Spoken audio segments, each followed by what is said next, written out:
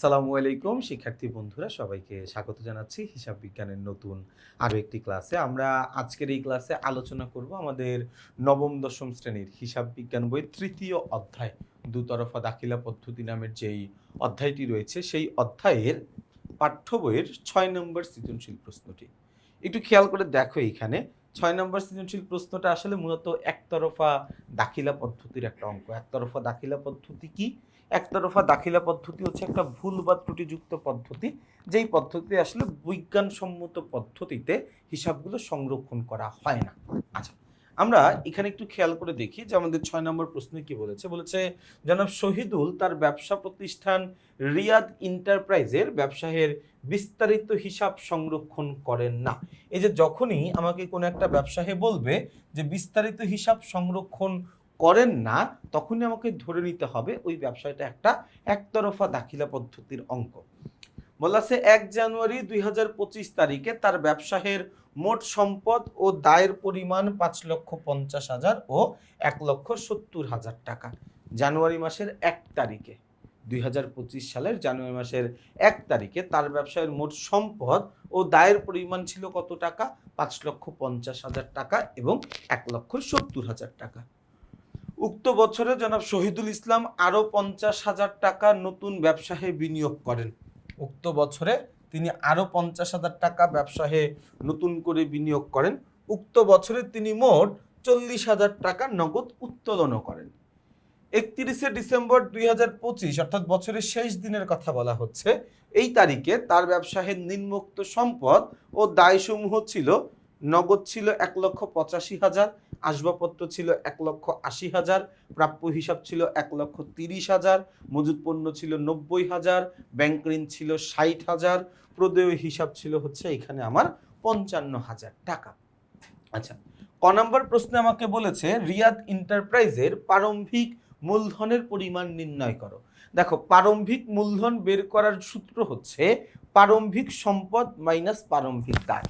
শুধু প্রারম্ভিক মূলধন না, যে কোনো মূলধন, এটা বের করার সূত্র হচ্ছে সম্পদ বিয়োগ দায়। আমি যদি সম্পত্তি থেকে দায়ের পরিমাণটা বাদ দিয়ে দিতে পারি, তাহলে কিন্তু আমার মূলধনের পরিমাণটা বের হয়ে যাবে। তো আমি যদি প্রারম্ভিক মূলধন বের করতে চাই, তাহলে আমি প্রারম্ভিক সম্পদ থেকে প্রারম্ভিক দায়টা বাদ দিয়ে দিব।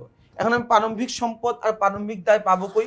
পাবো হচ্ছে বছরের শুরুতে। দেখো, 1 জানুয়ারি 2025 বছরের শুরুর দিন তার ব্যবসায়ের মোট সম্পদ ছিল 5,50,000 টাকা, দায় ছিল 1,70,000 টাকা।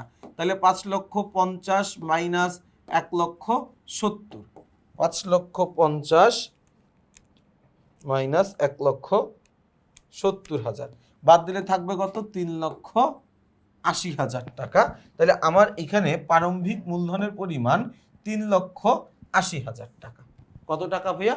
3,80,000 টাকা। একদম সহজ জিনিস, প্রারম্ভিক সম্পদ থেকে প্রারম্ভিক দায়টা বাদ দিয়ে দিলাম। খ নম্বর প্রশ্নে আমাকে বলেছে রিয়াদ এন্টারপ্রাইজের সমাপনী মূলধনের পরিমাণ নির্ণয় করো।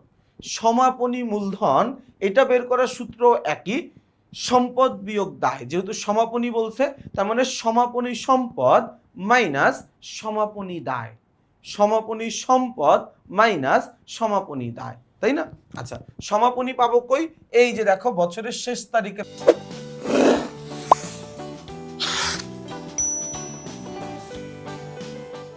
পাবো হচ্ছে সমাপনী।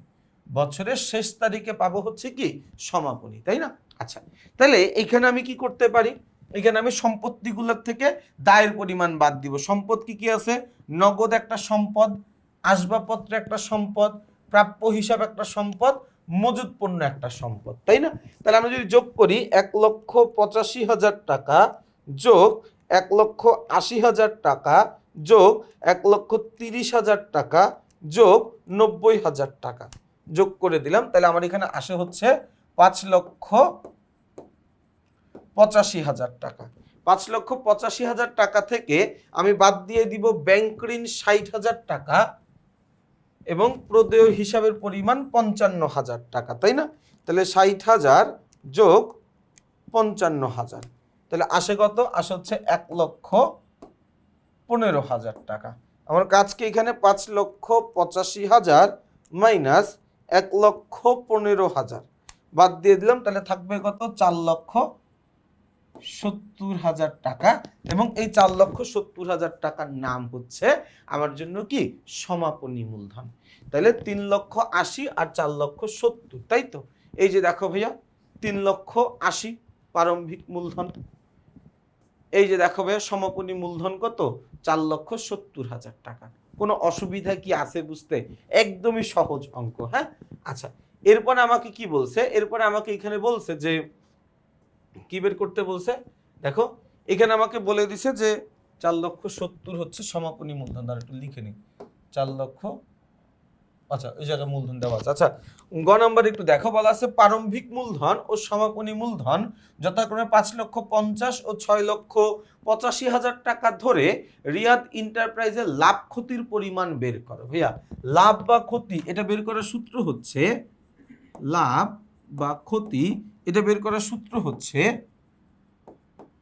সমাপনী মূলধন যোগ উত্তোলন মাইনাস প্রারম্ভিক মূলধন যোগ অতিরিক্ত মূলধন, তাই না? আচ্ছা, এই সূত্রটার মধ্যে দেখো আমাকে বলছে সমাপনী মূলধন ধরতে কত টাকা 6,85,000 টাকা যোগ উত্তোলন বলাই আছে তিনি মোট 40,000 টাকা উত্তোলন করেন। তাহলে উত্তোলন আমি লিখবো কত 40,000 টাকা মাইনাস প্রারম্ভিক মূলধন বলেছে 5,50,000, 5,50,000 যোগ অতিরিক্ত মূলধন বলাই আছে তিনি নতুন করে আরো 50,000 টাকা ব্যবসায় বিনিয়োগ করেন। তাহলে অতিরিক্ত মূলধন 50,000 টাকা। এখন কাজ হচ্ছে কি জাস্ট যোগ বিয়োগ করব। এখন কাজটা হচ্ছে কি শুধু যোগ বিয়োগ করব, যোগ বিয়োগ করে আমার রেজাল্ট যেটা আসবে সেটাই হচ্ছে কি আমাদের জন্য উত্তর। যোগ বিয়োগ করে আমার রেজাল্ট যেটা আসবে সেটাই হচ্ছে কি আমার জন্য উত্তর। যেহেতু পজিটিভ আসছে তার মানে আমার জন্য লাভ হয়েছে, যদি নেগেটিভ আসতো তাহলে আমার জন্য লস হইতো। একতরফা দাখিলা পদ্ধতির অঙ্ক করা খুবই সহজ। আমাকে সিম্পলি 3টা সূত্র মুখস্থ রাখা লাগবে। একটা হচ্ছে প্রারম্ভিক মূলধন, যেটা সূত্র হচ্ছে প্রারম্ভিক সম্পদ মাইনাস প্রারম্ভিক দায়। একটা হচ্ছে সমাপনী মূলধন, যেটা সূত্র হচ্ছে সমাপনী সম্পদ মাইনাস সমাপনী দায়।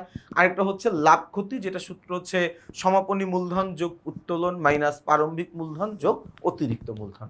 এই 3টা সূত্র মুখস্থ করতে পারলেই বাকি কাজগুলো আমরা সূত্র অ্যাপ্লাই করে এই অঙ্কগুলো খুব সুন্দর করে খুব স্বাভাবিকভাবে করে ফেলতে পারবো।